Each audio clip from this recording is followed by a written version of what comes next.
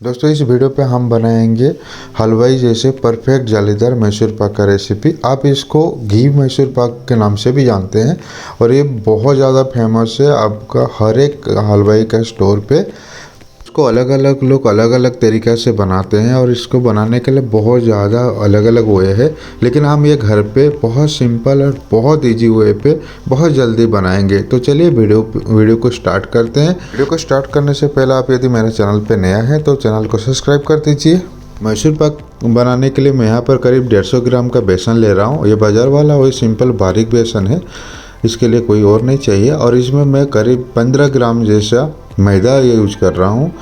बेसन और मैदा को सही से मिला लीजिए। अब यदि सही से इसको नहीं मिलाएंगे तो जो हमारा टेक्सचर है मैसूर पाक का वो सही से नहीं बनेगा, इसलिए ध्यान रखिए, इसको सही से मिला लीजिए। और मैसूर पाक बनाने के लिए हम पहले गैस स्टोव को ऑन कर देंगे, इसके ऊपर कढ़ाई रख देंगे और कढ़ाई के ऊपर अभी हम यूज करने वाले हैं रिफाइन ऑयल का। आप चाहे तो घी पे भी यूज बना सकते हैं, लेकिन घी से बहुत अच्छा होता है आप रिफाइन ऑयल और डालडा को मिला के, वनस्पति घी को मिला के बनाएंगे तो यहाँ पर मैं करीब 600 ग्राम रिफाइन ऑयल लिया हूँ और उसमें करीब 300 ग्राम जैसे डालडा लिया हूँ। ये क्वांटिटी आपको बहुत ज़्यादा लग रहा होगा, लेकिन ये धीरे धीरे कम होते जाएगा और जो एक्सेस है वो निकल जाएगा। वीडियो के लास्ट में वो बताऊँगा। और दूसरी तरफ मैं यहाँ पर बैठाऊँगा एक पैन को और इसमें हम बनाएंगे शुगर सिरप। शुगर सिरप बनाने के लिए मैं यहाँ पर ले रहा हूँ जितना शक्कर है उससे आधा पानी ले रहा हूँ। अब इसमें मैं शक्कर यूज करूँगा करीब 200 से 300 ग्राम के अंदर। आप इसमें 250 ग्राम का शक्कर यूज कर सकते हैं। और मैं पानी इसीलिए कम लिया क्योंकि हमको जो चाहिए यहाँ पर एक तार वाला शुगर सिरप चाहिए। आप यदि ज़्यादा पानी लेंगे तो आपको ज़्यादा पकाना पड़ेगा, इसलिए आप कम पानी लीजिए ताकि हमारा जो शुगर सिरप है वो बहुत जल्दी वो रेडी हो जाएगा। अब इसको मैं मिला लेता हूँ सही से, हिला के, ये जल्दी मिल जाएगा। ऐसे यदि आप घुमा के मिलाएंगे तो ये जल्दी मिल जाएगा और टाइम नहीं लेगा और हमारा जो शुगर सिरप है वो भी बहुत जल्दी रेडी हो जाएगा। ये देखिए मेरा जो शुगर सिरप है इसमें अभी से बॉयल आना शुरू हो गया है और जो शक्कर है बिल्कुल मिल गया है। हम इसको ध्यान रखना है आपका कि मैसूर पाक पे ये शुगर सिरप का बहुत ज़्यादा मेन इम्पोर्टेंट रोल रहता है, इसलिए आप जब शुगर सिरप रेडी कर रहे हैं तो ये ध्यान से करिए। कभी 19-20 हो जाता है बट वो चलेगा। ये देखिए मेरा एक पतली सी तार आ रहा है, मतलब मेरा जो शुगर सिरप है बिल्कुल रेडी है। और शुगर सिरप का ये स्टेज जब आ जाएगा तो आप गैस को धीमा कर दीजिए और बिल्कुल जीरो पे रख दीजिए। अभी हम जो मिक्स रेडी किए थे बेसन और मैदा को, उसमें गरम रिफाइंड और घी वाला जो मिक्सचर था उसको हम मिलाएंगे। इसमें करीब मैं 150 ग्राम ले रहा हूँ और एक स्पून के सहारे इसको सही से एक बैटर रेडी कर देंगे। ये बैटर रेडी करना ही, ये बैटर जितना अच्छा होगा आपको मैसूर पाक भी उतना अच्छा होगा, इसलिए आप थोड़ा थोड़ा डाल के इसको सही से बैटर रेडी कर दीजिए। थोड़ा सा टाइम लगेगा दोस्तों, लेकिन हमारा जो बैटर है ये बिल्कुल परफेक्ट रेडी हो जाएगा। ये देखिए इसको, इसमें कोई ऐसा नहीं कि आपको ज़्यादा मोटा पतला कुछ नहीं चाहिए, आप सही से रेडी कर दीजिए। अब इस बैटर को हम रखेंगे साइड पे क्योंकि ये बिल्कुल रेडी है अब हमारे जो शुगर सिरप पे मिक्स होने के लिए, इसलिए हम इसको रखते हैं साइड पे थोड़ा सा टाइम। उसके बाद हम ये जो घी है ना इसको भी आप जीरो गैस पे रखिए, इसको बंद मत करिए क्योंकि ये गर्म होना बेहद ज़रूरी है। अब देखिए हमारा शुगर सिरप भी थोड़ा थोड़ा बॉयल हो रहा है। अब इसमें मैं ले रहा हूँ येलो कलर। आप चाहे तो दूसरा कलर यूज कर सकते हैं या चाहे तो आप कलर बिना यूज करके भी रह सकते हैं। अब इसमें मैं फ्लेवर के लिए थोड़ा सा इलायची पाउडर यूज कर रहा हूँ, ये भी ऑप्शनल है दोस्तों, आप चाहे तो यूज कर सकते हो या तो नहीं। अब इनको हम सही से मिला देंगे, जो भी कलर है वो सही से मिक्स हो जाएगा और जो लास्ट स्टेज पे इसका जो कलर आएगा वो बहुत अच्छा दिखता है। इसके लिए हम इसको सही से थोड़ा सा टाइम मिला दीजिए। मिलाने के बाद हमारे पास जो पेस्ट हम लोग बैटर रेडी किए थे, इस बैटर को यहाँ पर मिलाइए। ये सबसे क्रूशियल टाइम है फ्रेंड्स और बहुत ज़्यादा ध्यान देने वाला टाइम है क्योंकि इसी से ही हमारा जो मैसूर पाक बनता है वो जालीदार बनता है।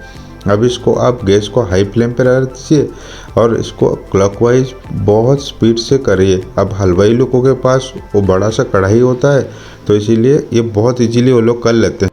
इसको अभी हम राउंड करके क्लॉकवाइज इसको करेंगे और इसमें थोड़ा थोड़ा गर्म घी डालते रहेंगे क्योंकि जैसे हम गर्म घी इसमें डालेंगे तो इसमें जो बबल्स आएगा वो ऊपर उठेगा और ये जो जालीदार वाला सीक्रेट है ना, जो अंदर पे जालीदार दिख रहा है, ये है वो सीक्रेट। ऐसे आपको 5 से 6 बार ये रिपीट करना पड़ेगा ये प्रोसेस।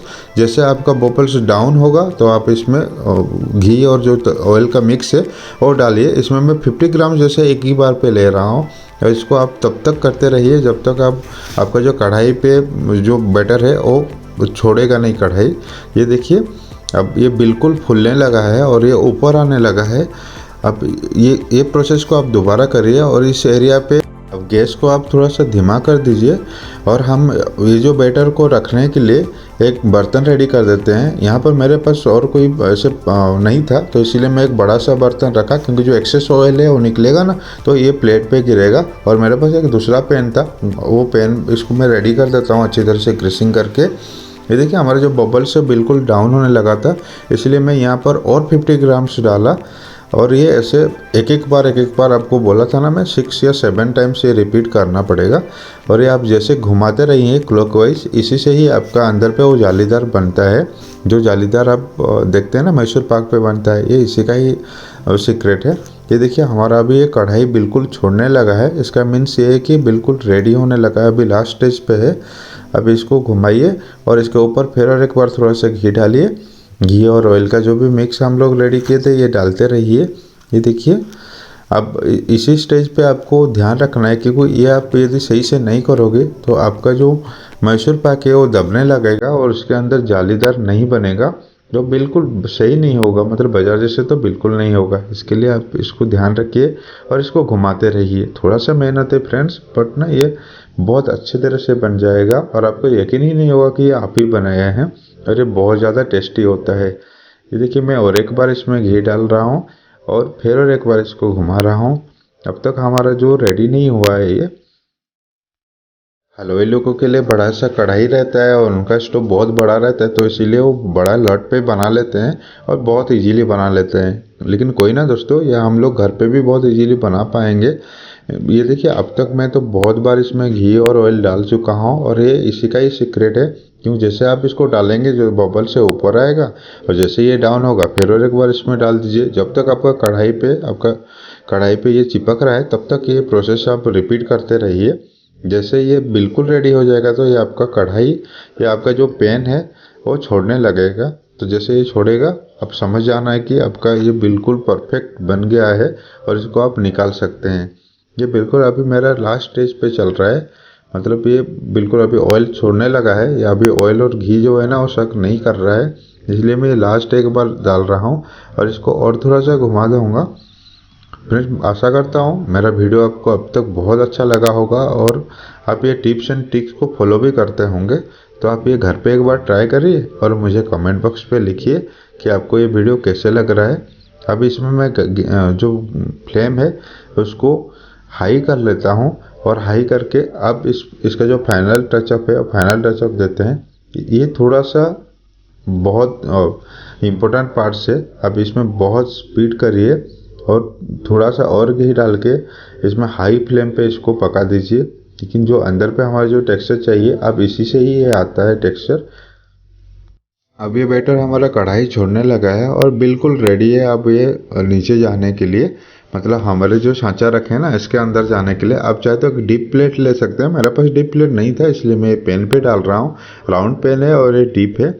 मैं प्लेट इसीलिए रखा हूँ कि जो इसका ऑयल है ना, एक्सेस ऑयल जो नीचे वाला प्लेट है वो पे गिर जाएगा। ये देखिए हमारा बिल्कुल ये परफेक्ट उतना ही बड़ा प्लेट है जितना मैं लिया था। अब इसका ऊपर का जो ऑयल है ना वो बिल्कुल नीचे गिर गया है। और ये आप कैसे आपको पता लगे ये हो गया, कि ये जो इनिशियल जो फर्स्ट 2 मिनट होता है ना, इसी पे ही आपको पता लग जाता है ये परफेक्ट हुआ है। अब हम इसके ऊपर थोड़ा सा खरबूजे का बीज डाल देते हैं और बादाम डाल देते हैं इसमें गार्निश करने के लिए। ये इससे बहुत अच्छा दिखता भी है और सही रहता है। अब इसको फ्रेंड्स हम करीब 30 मिनट छोड़ देते हैं। अब 30 मिनट के बाद ये बिल्कुल ठंडा हो जाएगा, फिर आपको मैं ये काट के दिखाऊंगा।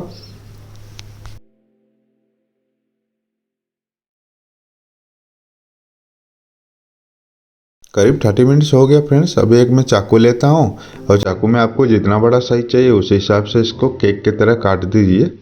अब आपके ऊपर ये डिपेंड करता है, हलवाई लोग तो इसको अपने हिसाब से काटते हैं, चलिए आप इसको इस तरह मैं काट देता हूँ। पहले बिल्कुल इसी तरह से काटिए, आप आपके हिसाब से ही काटिए, आपको जितना सही चाहिए। फ्रेंड्स हमारे पास यदि स्क्वायर प्लेट रहता है ना, स्क्वायर प्लेट पे बहुत ज़्यादा इजी रहता है, लेकिन कोई ना, राउंड प्लेट पे भी कोई मुश्किल नहीं है। हाँ, जो साइड साइड वाला है ना वो छोटा बड़ा हो सकता है।